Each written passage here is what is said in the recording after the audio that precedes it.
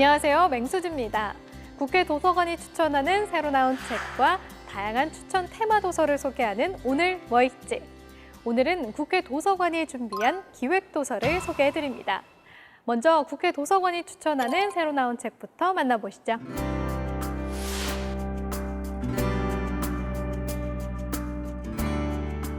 떠다니는 지하 감옥이라 불리던 노예선.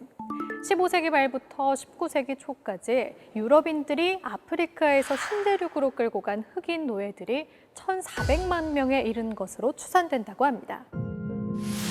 이 책은 폐쇄된 배 안에서 악천후와 조난, 선상, 반란 등을 온몸으로 겪어야 했던 노예 무역의 잔혹한 실태를 고찰할 뿐 아니라 노예 무역으로 부를 쌓은 상인, 중개인 등의 실상까지도 들여다보는데요. 대서양 노예 무역과 노예제 폐지 운동까지 상세하게 파고들어 무려 400년 남짓 자행된 노예 무역의 전모를 돌이켜봅니다. 세계화의 부끄러운 반면, 역사상 유례 없이 잔인했던 상품으로 불리는 노예라는 외면할 수 없는 근대사를 중요한 교훈으로 삼아보면 좋겠습니다. 5살짜리도 그릴 수 있을 것 같은 그림, 의도를 명확히 알 수 없는 퍼포먼스 아트. 왠지 그동안 현대미술이 어렵고 난해하게만 느껴지지 않으셨나요? 현대미술은 왜 이렇게 어려운 걸까요? 라는 질문에서 출발한 책이 나왔습니다. 실물과 똑같이 그림을 그리던 전통적 미술은 1850년대 인쇄나 사진 같은 발명품의 등장으로 조금씩 달라졌는데요. 화가의 개성이 드러나는 모험적인 작품이 탄생하기 시작하고 1970년대로 들어서면서부터는 더욱 다양한 기법과 사조로 발전하게 된 거죠. 가끔 미술관에 가는 사람들을 위한 현대미술의 혁신적인 입문서. 어쩌다 현대미술을 통해 조금 더 쉽고 재미있게 현대미술을 이해하셨으면 좋겠습니다. 영화가 현실을 담아내는 걸까요? 현실이 영화를 닮아가는 걸까요? 영화 속에서도 완전 범죄는 없어야 하기에 총 37편의 영화 속에 숨은 범죄의 진실을 파헤치는 책이 나왔습니다.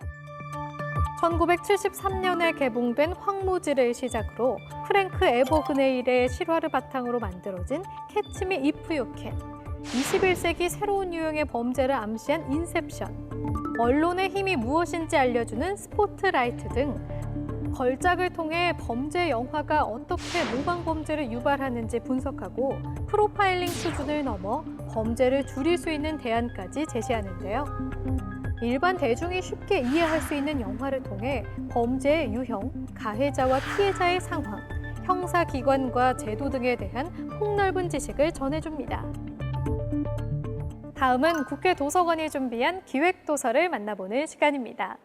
이번 기획도서의 주제는 읽는 당신에서 쓰는 당신으로인데요. 요즘 SNS 등 다양한 매체를 통해 자신만의 글을 쓰고자 하는 사람들이 늘어나는데요. 하지만 쓰고 싶다는 열망만큼 글을 쓰는 데에는 두려움도 따르기 마련인데요. 빈 종이 앞에서 헤매던 당신을 위해 길잡이가 되어줄 책을 소개합니다.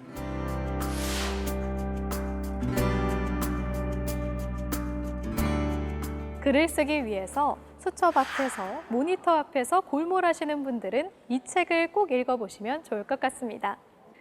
보노보노처럼 살다니 다행이야, 아무튼 여름 등 에세이집을 통해 수많은 독자의 공감을 이끌어냈던 김신혜 작가가 글쓰기 노하우를 담은 책을 출간했는데요. 저자는 어느 날 서점 에세이 매대 앞에서 요샌 개나 소나 책을 쓴다라는 말을 듣고는 생각합니다. 그것이야말로 에세이의 매력이 아닐까라고 반문하면서 심심한 일상을 열심히 쓰는 것이 바로 글쓰기의 시작이라고 말하는데요. 하루의 일과를 상세히 쓰는 일기가 모든 글의 촉구가 될 수 있다고 조언하면서 글을 쓸 때 고려해야 할 습관부터 저자가 오랜 시간 단단히 다져온 글쓰기 방법이 내재되어 있습니다. 이 책을 읽다가 문득 마음이 움직여 컴퓨터 전원을 켜서 한글창을 열거나 구석에 던져둔 수첩을 꺼내 무언가를 끄적이는 사람이 있다면 기쁠 것 같다.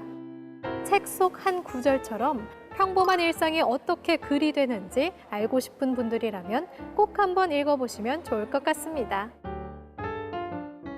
그렇다면 글을 쓰는 것은 왜 중요할까요? 이 책의 저자 홍승은은 글을 쓰는 것은 나에게 씌워진 굴레를 벗고 있는 그대로의 나로 존재할 수 있게 돕는 도구라고 말하는데요. 자신이 하고 싶은 말을 또박또박 적는 글쓰기야말로 누군가 내 모습을 단순히 정리할 수 없게 하는 가장 강력한 도구라는 겁니다. 정직한 글이란 부지런하게 나를 개방하는 일이라고 하면서 자신의 부족한 부분을 드러내고 자신을 오롯이 대면하고 글을 쓸 때 묘한 위로까지 받을 수 있다고 말합니다. 내 모습을 솔직하게 담을 글쓰기 방법을 통해 평면적으로 존재했던 자기 자신을 입체적으로 살아 숨쉬는 존재로 변화시키면 어떨까요? 글쓰기의 기본을 익힌 분들이라면 아마추어를 넘어 프로 문필가까지 도전해 볼 수 있는 글쓰기 기본서가 나왔습니다. 오래 많이 쓰면 잘 쓰게 된다. 글 잘 쓰는 사람은 따로 있다. 말하는 것처럼 쓰면 된다 등 그동안 어디선가 들어봤을 법한 글쓰기 원칙들. 이 책은 이러한 우리의 글쓰기에 관한 통념을 과감히 뒤집으라고 이야기합니다. 저자는 글을 잘 쓰고 싶어하는 이들이 현혹되기 쉬운 글쓰기의 원칙과 통념을 소문이라고 부르는데요. 글쓰기의 오류를 바로잡기 위해서는 이런 소문에 구속되지 않고 오랜 시간 마치 절대 법칙처럼 전해진 이 원칙을 위반해야만 프로 문필러가 될 수 있다고 말합니다. 지난날의 원칙에 얽매여 있다면 글을 잘 쓰기는 어렵다. 삶의 환경이 끊임없이 변화하기 때문이다. 그에 맞추어 글쓰기 원칙 역시 업그레이드해야 한다라고 하면서 저자가 글쓰기 과정에서 중요하게 생각하는 10가지 지점을 조목조목 요령 있게 설명합니다. 글쓰기의 통념을 깬 유연한 자세는 물론 시대와 호응하는 글쓰기 방법을 배워보는 시간이 됐으면 좋겠습니다. 자세한 책 내용은 국회도서관 홈페이지에서, 다시 보기는 국회방송 홈페이지에서 가능합니다. 그럼 저는 다음 주에 새로운 책으로 다시 찾아뵐게요.